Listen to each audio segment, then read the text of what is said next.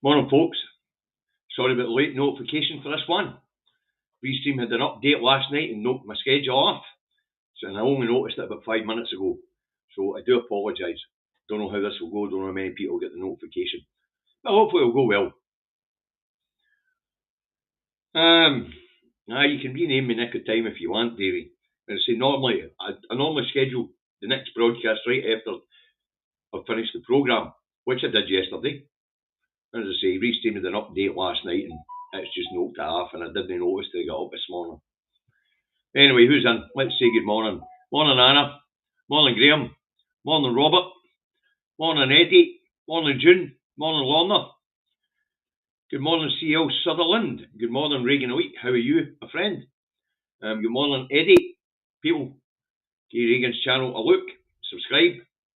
Well, I like his stuff, so I'm assuming you will like his stuff too. In fact, I know you do because we have a crossover audience. Hey, morning, Margaret. Morning, John. Morning, Liz. Morning, Lorna. Numbers are starting to get there, which is good. Hi, Ian. Hi, Spanner. Jeanette. Dean. William. John Baxter's in. Good morning, Christina. Hey, Akis. Neil, Margaret. I don't know how many of you watched the comments yesterday, but it was interesting. It was interesting, and we'll get that in the papers. But in today's papers, we've got meltdown in government and hero hound saves the day. So that's what we've got, but let's get this started. It's Indy Truck Davey out the truck and at home in his office in Salisbury, North Lanarkshire, where it is cloudy, overcast, dry, quite muggy, 14 degrees. Good morning, Sir Larry. Good morning, Jim. Morning, Luke, Indy, Mark, Marlene, Melanie. It's getting busy now. Anyway, first up this morning we've got the Daily Record. Sorry, that's what weather's like in Southern North Lanarkshire. You want to know what it's like where you are, look at your own bloody window, alright? That's that sorted. First up this morning we've got the Rancid. You know I don't put the Rancid up. And it goes on, a pet story. Hero hound barking wakes mum. Freckles the dog saved my life. Border collie raises the alarm after wildfire embers set blaze. Pet burst into bedroom to warn Katrina as flames spread. So, I'm assuming they must live somewhere near where there was a wildfire, because the embers set their house on fire while this woman was sleeping, and her dog burst into the room and woke her up by barking loudly. Good dog. Right, let's move on. The Metro has, we'll stick it up, as we do. That might run to the other end of the page. The Metro has. Well, that's not the Metro, that's a fail. I guess we'll have the fail first and the Metro second then, eh? The Daily Fail. What or who caused the tears that sparked turmoil in the markets? Yeah. Reeves weeps as PM. Fails to back her in the House. And apparently she's under a lot of pressure, but that was her own choice. That's her own choice, and we'll get a wee bit more of that as we get into it. But as you can see through the picture, Miss Reeves, Rachel for accounts, poor girl, is upset. Now everybody's speculating about who upset her.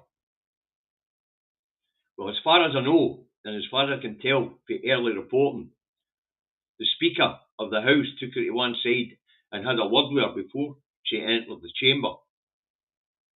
So I believe it was the Speaker of the House was giving her bad news.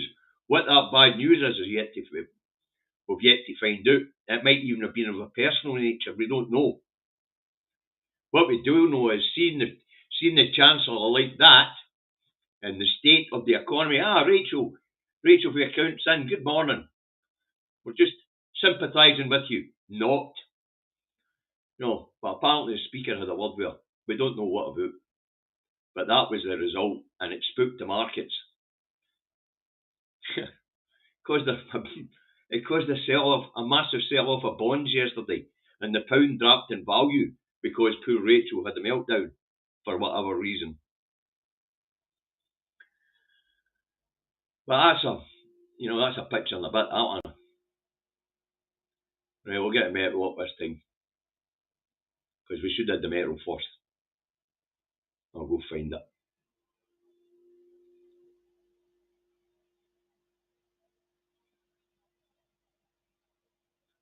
Why can't I find the bloody metro? It's here somewhere, folks. There we go. The metro has tears and jeers for Starmer. Well, as I say, the jeers are for the Tory party. The tears, you can see the picture. You see both pictures. I'll blow it up a bit. You see both pictures clearer now. Now, he was challenged and asked if her job was safe, and he didn't answer it. But Chancellor sobs in Commons as Prime Minister is mocked over latest climb down. Reeves crying for personal reasons, but PM failed to back her when asked if her job was safe. So there you go, whatever message it was she wrote to Lindsay Hoyle was personal. It was a personal message. So, were the tears for political reasons? Apparently not. Anyway, next up we have the scum. And I don't put it up, but I wish I had this morning. Let's get a real cracker. The scum has government in meltdown. What Reeves said before tears riddle. Market panics as she sobs behind the PM. I am under so much pressure. Is apparently the position for poor Rachel for accounts. Rachel dear, I'm going to make this quite clear. That was your choice. You decided to stick to these stupid fucking fiscal rules and punch down on the poorest, who have got very little left to give. When Rachel dear, you had so many other things you could have done. A property tax, a wealth tax. You could have balanced the books by bringing dividends into line with income tax. You could have done all sorts of things, Rachel. But you chose to punch down on the poor, to stick to fiscal rules which are nonsense. So if Rachel Reeves, dear Rachel in the comments, is under pressure, terribly sorry, Rachel, but you chose the route you went down.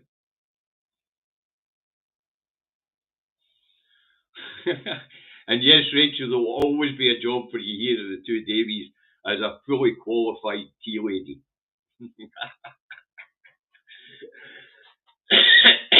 You're always welcome here, Rachel. But if you're under pressure, dear, if it's too hot in the kitchen, get out. But your problems, Rachel Reeves' problems, are of her own making, folks. We all know that. She could have chose a multitude of things she could have done, but she chose to stick within the Conservatives' fiscal rules and punch down. So, you're also wrecking my fucking pension with your spooking the markets, Rachel dear. So if you don't mind, could you stop it? Every time one of these fucking idiot chancellors, the last 5 of them, every time one of them hiccuped, the markets crapped themselves off. Right, what one was that? No, that was the scum. Next up we get Daily Fail. No, we've had the fail, haven't we? There we go. Oh, it's the Express. Yeah, let's see what the Express has got for us today. Day of drama leaves Reeves on brink. As I say, Rachel dear, There's always a job here for you. We all like a cup of tea or coffee. But it's time for you to get out the kitchen because it's too hot for you to handle. You made your bed, and guess what? The blankets are ruffled. If you're uncomfortable, Rachel, that's your fucking fault. Sorry, it is. As I said, you had other options. Land tax, wealth tax, clamping down on the loopholes, taxing the banks, say equalising dividends with income tax. You had so many options, and you chose to punch down on your base. Never mind the drink, you're on the drink after yesterday, you Rachel.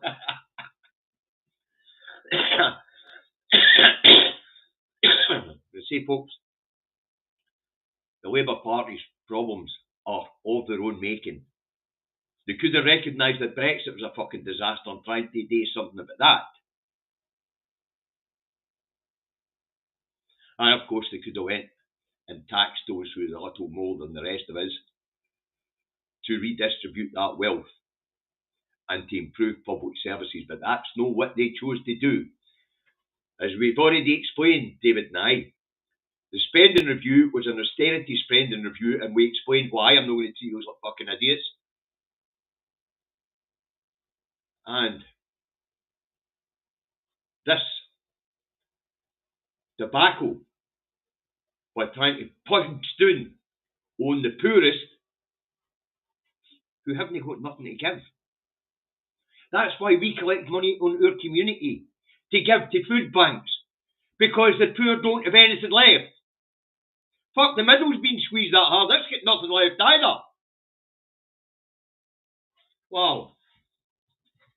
But they refuse to go after those who have wealth. Wealth redistribution doesn't mean taking it for the poor and on that fucking up the line. It means the other way. It means balancing society and making it fair. Making those that have the most share the weight.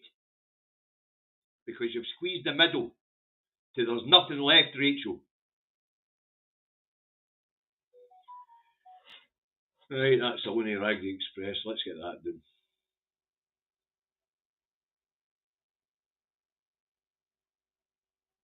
I think I've got it done. Next up, we'll get the Times, I think it is. Yep. Next up, the Times. Let's see what the Times has got for us. There's a theme today, folks. Reeves battles doubters after PM spooks market. So apparently it was Starmer that spooked the markets and no dear Rachel. As I say, whatever these tears were for, nothing to do with the job, I don't think. It's been reported that just before she entered the chamber, Lindsay Hoyle, the speaker, took her to one side and had a word with her. And as one of the other papers reported earlier as we go through this, the message was of a personal nature. And by the looks of that face, poor Rachel lost a relative yesterday. You know, that Lindsay was telling her she was getting the sack. But hey, that's the way it is. Right. Let's take that down and see what nonsense we've got in the Telegraph today, yeah? Because that's what will be next up. The Telegraph. Seems to be a running order with these, you know. Most of the time. Right, we'll start from the other end now. Okay, folks. This was the consequences of her tears, even though it was of a personal nature, apparently. Pound falls after Reeves' tears fears. Unbelievable. Let's blow that up a wee bit now. Starmer pins hopes on 6-day neighbourhood NHS. That'll be interesting. Anyway, 3 billion panic sell-off as PM raises doubts over her future. I'm just under so much pressure, she says ahead of PMQs. Labour forced to reject claims of a row with Rayner. Did she have a fight with Angela Rayner? Is that why she was in trouble with Hoy? Yeah? It's like a fucking schoolyard down there. A schoolyard. You couldn't make it up.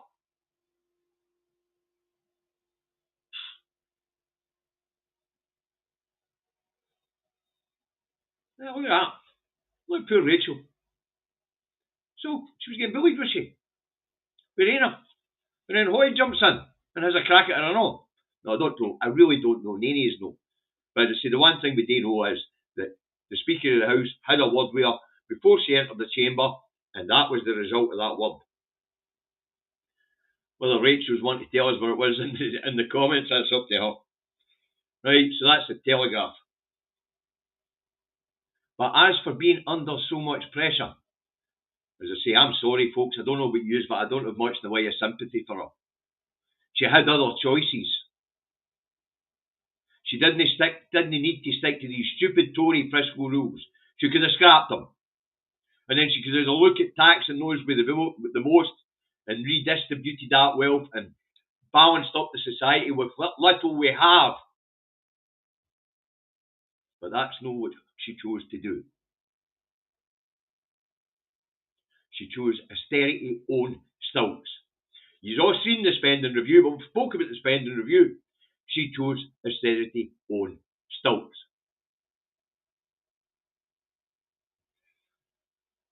And that's why they're red Tories instead of being the Labour Party. Something that we might recognise, but they're not anything that we recognise. They are not anything that we recognise, except for as red Tories. We've been calling them red Tories in Scotland for years. There's a reason. They are red Tories. They're the other cheek of the establishment's arse. Next up, the Eye. The Eye has Reeves' future in doubt after tearful PMQs. UK government bonds and pound fell sharply after Starmer declines to back Chancellor in the House of Commons. Well, that seems to be true, aye. He didn't back her. He was asked about her future and he didn't answer. That'd be the facts. Next up, the Scotsman. And the Scotsman has a different take on it. The Scotsman has number 10 backs Reeves after teary scenes, which is interesting. And markets drop as PM dodges question over Chancellor's future. See, whatever it was that Lindsay Hoyle said to her, it must have been bad, because when she entered the chamber, she was crying. Next up with the Guardian. And the Guardian has her tears down to something else. The Guardian has her tears and turmoil as PM forced to defend Reeves after welfare fiasco. And it was a fiasco. And I have to say, to the 120 Labour MPs that signed that bloody letter and forced this climb down, although you should have felt the bill. They should have felt the bill. They should have killed it, actually. They had the opportunity. They should have fucking killed it. But no, they're going to carry on. This ain't going to end well, folks, because that yin refuses to tax the rich. That yin refuses to do what's right. That yin wants to punch down on the poor. And the one standing in front of you, he's just a fucking fascist. And we'll get to that when we get to the National.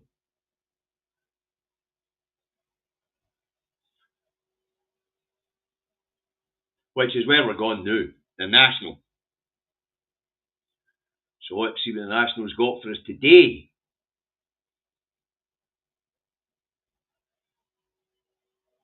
This message could get you 14 years in jail. Crackdown looms after Labour MPs vote to prescribe Palestine action. And the way it was done by Yvette Cooper was very, very fucking sneaky and by the back door. Because I watched that debate yesterday and there was not a single MP on either side of the House wanted Palestine action prescribed. But because she tagged two other groups onto it who did need to be prescribed, Russian imperialists and Nazi murderers and Nazis, a murder cult and Russian imperialists, but she tagged them on. She put Palestine action in a paper with the other two and made it unamendable. Unamendable. So MPs, I watched that debate, not a single MP wanted to prescribe this action group. Not one. And yet because the other two needed to be prescribed and they couldn't be amended, the bill that was put before the Commons for a vote couldn't be amended to take the Palestine Action Group off it, apparently. The Palestine Action Group was prescribed and all. So this message could get you 14 years in jail. We are all Palestine Action now. And here's a favour, folks. See when this finishes, go onto your social media and type that message. We are all Palestine Action now. Let's see how many has got the cops show up at our fucking doors. Well, I'll tell you what, they can come for me. They can come for me because I'm Palestine Action now. But I've been anti-genocide the whole time. You people know that as well. I'm calling Starmer a war criminal and a fascist. I'm calling Keir Starmer, Sunak. I'm calling them complicit in war crimes. I'm calling the whole government complicit in war crimes. They are breaking international law. They are selling a rogue state weapons which they are using to kill children in Palestine and steal their land, their lives, their futures, their hopes, their dreams. And I'm calling them out. So we're all Palestine Action now, please. We'll see if YouTube's going to take it down. We'll see if there'll be any complaints. Shall we?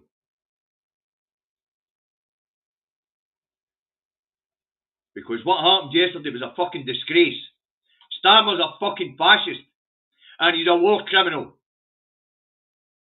And the other one, Reeves. And they point and joking about it. She's getting extreme pleasure about punching down on the fucking poor. Extreme pleasure at it. That much it's putting her in tears, apparently. And I'd say kudos to the 120 Labour MPs that made this fucking change. But all that's happened is protected existing people, and it's still going to be harder for people later to get support. This isn't a Labour fucking party that any is recognised. It's a joke. It's a joke. For some reason I don't have the Herald this morning. I'll go and grab it.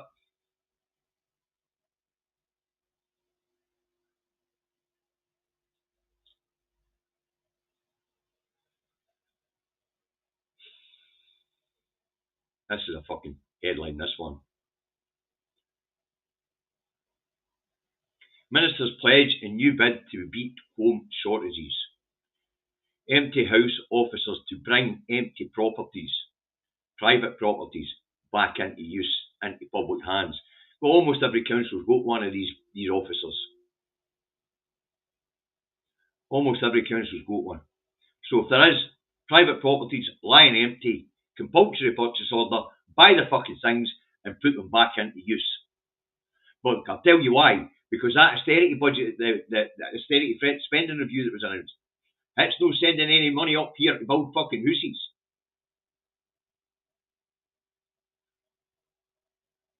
So there you go. There you go. But bringing empty properties into use, I'm all for that. Buy up warehouses and turn them into fucking flats. We've seen private companies do it. There's Eurocentral, there's that many empty office blocks. Just buy them up and convert them. Just buy them up and convert them.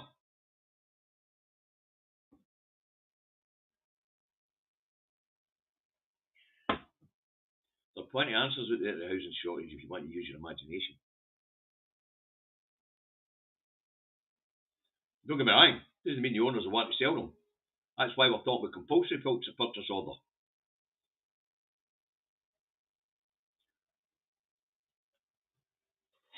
But they need to stop building office space that we don't need. And start converting the office space and warehouse space that's lying empty into usable properties. God knows there's enough of them lying about. So there is. There's enough of them lying around.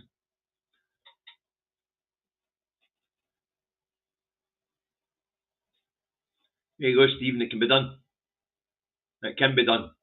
There you go. Right, last up today is the Star, as usual. Today the Star goes on an entertainment story that I haven't been following, and it's a crime story as well, but we'll stick it up. And the Star has rap star verdict, freak show, lawyer calls for 20 years jail time. Diddy is guilty of prostitution charges. Apparently at his parties he'd hired a lot of prostitutes to entertain his guests. So he's being done for trafficking women. Which is right. And the lawyers involved in the case want him going to jail for 20 years. And of course, up in the top corner again, we've got the fascist. And his gimp, the cruel meister. The one that's squeezed in the middle and the poor to the point of non-existence. Nae Officer Larry, I'm afraid not. But as I say, folks, hero dogs in turmoil. Government in turmoil. That's the headlines today. That's the headlines today. Hero dog and government in turmoil. Market meltdown. Shrinking economy. Rising inflation rates. Punching down on the poor. Prescribing innocent protesters. Jailing journalists for supporting an end to genocide in Gaza. Jailing journalists for telling the truth about what Israel's regime, no it's people, it's regime, is doing to the people of Gaza. As I say, Rachel and Starmer, Lammy, Streeton, Yvette Cooper, the whole front bench are war criminals and complicit in war crimes and breaking international law. And they are political fucking midgets. Political midgets, unfit for the job that they hold. Midgets. Fuck knows the last time we had a real political fucking giant in our midst. Probably the last one we've seen is Nicola Sturgeon, actually. And look what they did to her. And I thought her Alec was a bit of a giant and all. But since Thatcher, they've all been fucking Tories. And there's no been a political giant amongst them. Not one. Not an original idea, nothing. They've all went down the same line and carried out the same fiscal policies over and over again, even though they keep fucking failing. And that's because in that House of Commons down that road there is nothing but political fucking midgets. There's not an original thinker amongst them. There is nobody that can dream up anything that is actually going to improve society. They know how to do it. They're just frightened. They're just frightened to rock the boat. The state would not allow it. That's why Corbyn couldn't become Prime Minister. He had to be stopped. You've seen the same thing with Humza Yousaf up here. You've seen the way they were after all the pro-independent supporter leaders up here. Them all. The only one they've no went for yet is John, because he's no laid his cards out. But they will. And they're trying. With the bullshit we get in these papers every day. Right, David and I will be back at 4 o'clock this afternoon, folks. I hope you enjoyed it this morning. I hope it wasn't too ranty. I have absolutely no sympathy for Rachel and her sobs. I don't know what it was that the Speaker of the House said to her. But one of the papers says it was personal. But I have no sympathy for her. And I've got no sympathy for the fascist that was standing in front of her in the House of Commons. Because that's who they are. That's what they are. And the state, the people they work for, because they don't work for us, the state wants this clampdown. The state knows that the electorate made a mistake with Brexit. The state knows the state's failing. The state knows the state's going to break up. And the only way to stop it, as far as the state's concerned, is to take away your rights, your liberties, and maybe even get you into fucking war and have you killed. Now, we'll be back at 4 o'clock. Going to get a cup of coffee and calm down. Because I have no sympathy for them. We told you who they are. And we meant it. Yous were warned before you voted for them. And we meant it. And now look what's fucking happened. The clampdown is here. The clampdown has arrived. Peaceful protest groups are being prescribed as terrorists. Catch you this afternoon. Bye for now.